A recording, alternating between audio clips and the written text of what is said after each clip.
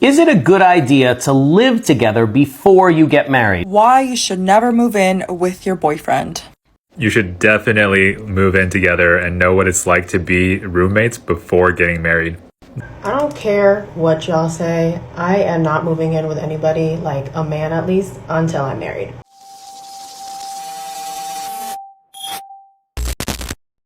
So, should you live with your partner before marriage or not?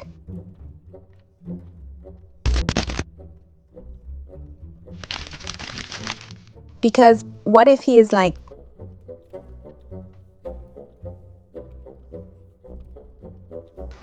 Pardon? Can you do a roast? You want me to do a roast? Yeah. Can I just remind you of something? I gave birth 2 days ago. Yeah. 2 days ago, and you came out of the hospital straight away. You've been sitting around all this time, so you can make a roast. To send me home to get rest at home. Yeah, but you've been doing nothing but resting. Look at all these cups of tea for a start. I mean, look, I'm just saying. I'm sorry that I need caffeine to keep going with a newborn baby. Yeah, and it's not easy for me either. Right, I didn't give birth, no, but I'm not sleeping like you, so I'm knackered. You're awake. So, my mum and dad are coming, and you know what they're like, they always want a roast, so... They always want a roast, but I've not just given birth 2 days before. You can get up and make it yourself.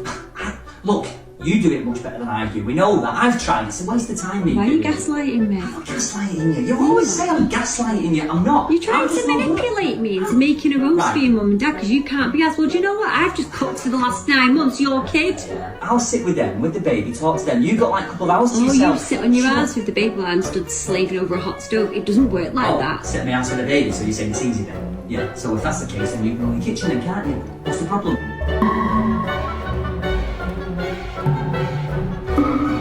I have always asked myself this question.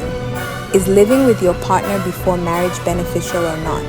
Does it kill the magic or just helps you know the person you are marrying better? Some people swear that living together before marriage ruins relationships. And there is a study that says couples cohabitating together before marriage are more likely to divorce. Of course, I am aware of the influence of religion and culture as well as traditions on this debate, and that is okay. But should you live with your partner before marriage or not? That is the topic of today's video. Everyone seems to have their own opinion on this topic, so why not watch a couple of videos, then later talk? Why you should never move in with your boyfriend. I might even add fiance.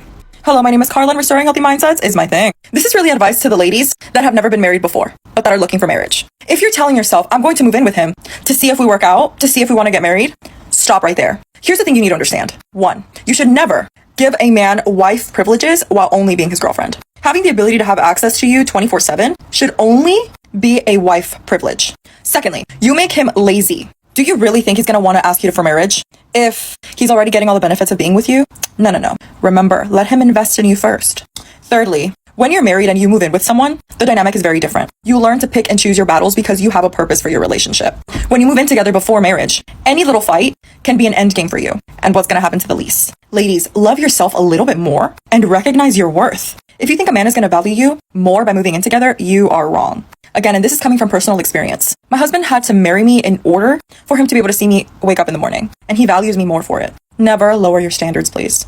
There is a statistic that says that people who live together before marriage are at an increased risk for divorce. But I say that people should 100% live together before they get married, unless they have some sort of religious reason for not doing so, and then you do you. I'm Dr. Rachel Vanderbilt, and I have an expertise in communication in romantic relationships. And I want to address some of the common questions and comments I got on my last video about sliding versus deciding, which essentially says that people who decide to live together before marriage are those who talk about the relationship implications of living together with their partner. Whereas sliders sort of wind up together out of convenience, which puts them at risk for other sorts of detrimental behaviors throughout the course of their relationship, which sets them up for worse outcomes like divorce. And I got a lot of comments that said, it's religion that explains this increased risk for divorce for premarital cohabitors. Well, it sort of explains why people who don't live together before marriage aren't at increased risk for divorce based on their premarital cohabitation status. But it does not explain why deciders aren't also at an increased risk for divorce, because they live together before marriage. And so the original statistic would say that they are at increased risk for divorce, but their relationship talk mitigated that risk. So it's not religion that explains why premarital cohabitation is the risk factor,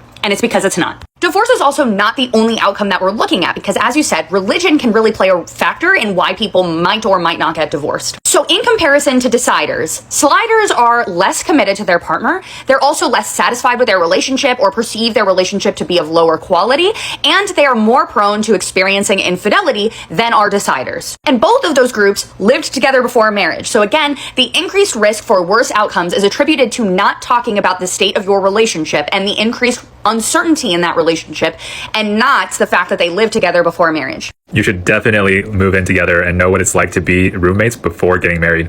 Luckily for my wife and I, we started off as roommates, so we kind of knew what we were each like before even dating. I'd be willing to bet that couples who move in together before getting married actually have a lower chance of divorce than couples who don't. This is just because there's tons of things you might be able to find out about one another that you otherwise would not know that could cause a lot of issues post-marriage. And another thing, I'm sick and tired of the narrative of, well, how do you know if you and your partner are compatible if you guys don't live together before you get married? First of all, I am not in the business of playing somebody's housewife, okay? If you want a wife, get a wife budget. I'm not playing wife on a girlfriend budget, no. Second of all, I believe that a lot of couples live together through convenience. And I get it. Economy is high. Inflation sucks. Rent is expensive. But me personally, I'd rather split rent with my best friend than split rent with a man. To be honest. And for my third point, I just don't understand why I have to be living with that man to prove compatibility. Isn't that what dating is? And do y'all not observe and deduce and use the scientific method? Obviously, it doesn't take an astrophysicist to figure out whether or not that man is dirty, whether or not he can or cannot do laundry, whether or not that man can wash a dish. I feel like those things can be figured out through conversation and observation. Lastly, I like my man to miss me a little bit. You know what I mean? I like to be a little bit mysterious. So every time he leaves my house, I need him to miss me and be like, damn, I wonder what's the next time I'm gonna see my beautiful, gorgeous girlfriend. It's good to have a man miss you, okay? So until he puts a rock on this finger and signs some documents, I'm okay with living in two different places, to be honest.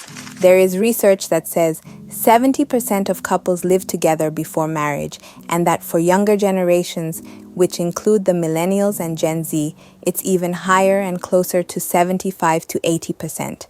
I did some research, aka I watched a million TikToks regarding this topic. I found out that people who support living with your partner before marriage, their main reason is that they would like to know the person they are considering marrying before committing. That is, their habits. Do their goals align? Either financial goals, how to take care of the house. I don't know if it is a proverb, but people say that it takes living with a person to really know the person. That just meeting or sometimes staying over, you don't really get to know the person. And there is that saying that says, it takes a person 3 months to fully reveal their true colors. That means consistently staying with the person and not just for 2 to 5 hours. You need to know both their ups and downs for you to see how they deal with these challenges. On the other hand, the people who would rather move in with their partners after marriage usually view themselves as traditional. And in most, there is usually some sort of cultural or even religious influences on their views. There are some who rather not do wifey stuff for their partners unless they have a ring on their finger. But what is even wifey stuff? We will get back to this later. But first, let us weigh the options between the two. We already talked on the major ones, one of them being financial responsibility. Obviously, depending on your agreements, couples who decide to live together get to share bills. This could be a good learning process or who takes on what. And you can see how your partner is with their finances, which is very important when it comes to marriage. Then there is being actually compatible with taking care of the household how you both want it. How you decide will be up to you. There is this trend going viral on TikTok currently. The living with him versus myself.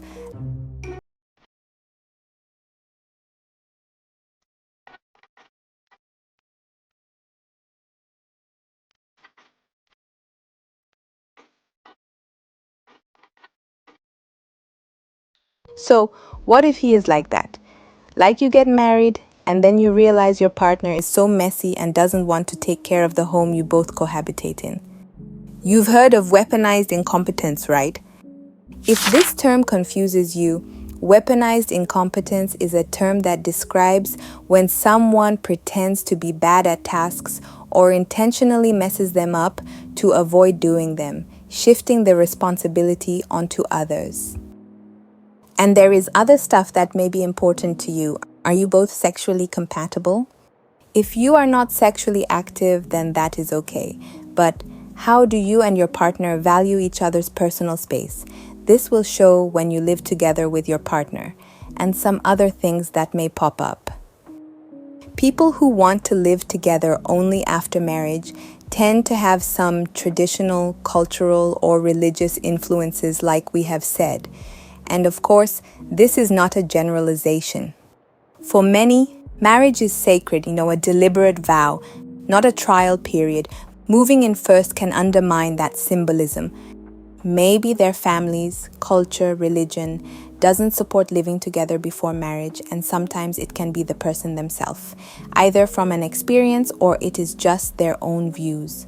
Like in the videos that I watched, most said they didn't want to because they didn't want to do wifey shit before marriage. But what is wifey shit? Ask yourself that. Why do you feel the need to do it? Others saw this as losing their value if they moved in with their partners before marriage. But the question is why? You are a human being. Your value is infinite, and it should remain that way.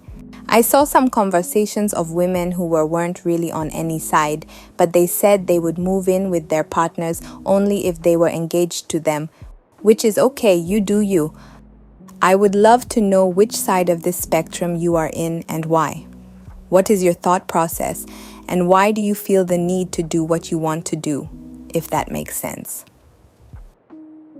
For people who would love to move in with their partners, I saw that there are two types of moving in. The why not? We already spend so much time together, plus it would save bills. And the moving in with intention. If we were to get married, would I love living with you or would I hate it? How can we cohabit while still respecting each other's spaces and boundaries?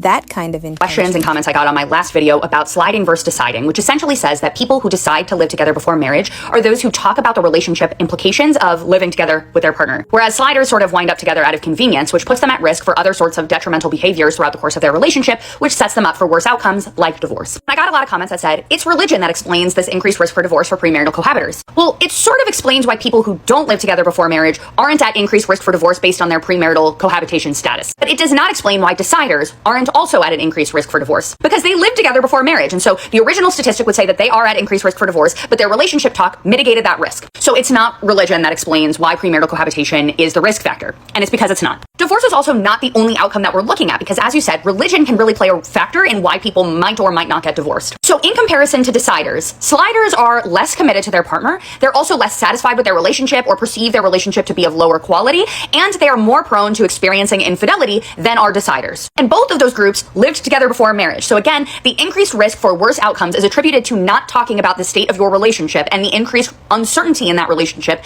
and not the fact that they lived together before marriage. I also got a lot of comments talking about, well, that's why I'll never get married. And I just want to say that you do you, whatever you want. If you don't believe in the institution of marriage, that's totally fine. But marriage serves as legal protection for you and for your partner. And so I would strongly urge you to consider making sure that you have legal protections in place that protect you and your property and your partner. And also, if you guys decide to move in together as a trial run, or you want to share the bills and save some dollars, the advice that I saw going around was to make sure you both have your signatures on the lease or anything that you share. This will offer protection in case things go haywire. As for the people who do not wish to live together before marriage, it is fine, but make sure you talk about finances, how you wish to live together, sexual compatibility, even if you are not active. This would help a lot. And let's say you are single, but you just know that you will never live with your partner before marriage. Talk to yourself. What do you want? If you get married, what kind of partner do you expect? If the partner violates your boundaries, what will you do? What can you and cannot take in that relationship? Marriage shouldn't be hard. I strongly believe this. It shouldn't be hard in a way that it is draining, but yes, it does require effort from both sides, whether you live together before marriage or not. Maybe the reason why there is a higher divorce rate in couples that cohabit together before marriage is because one or both partners didn't put effort in all areas, and instead of the other partner living, maybe they thought marriage would change that. But regardless of what you chose, talking it out, your needs, what you expect, is very important. You need to know the person you chose to commit to, because marriage is a contract, a commitment. But how you choose to do that will be up to you. You don't have to live with your partner to do so if wish not to. And if you feel the only way you can know a person is by living with them, then do so. It is your choice. However, people can be chameleons and people change, so you have to consider that.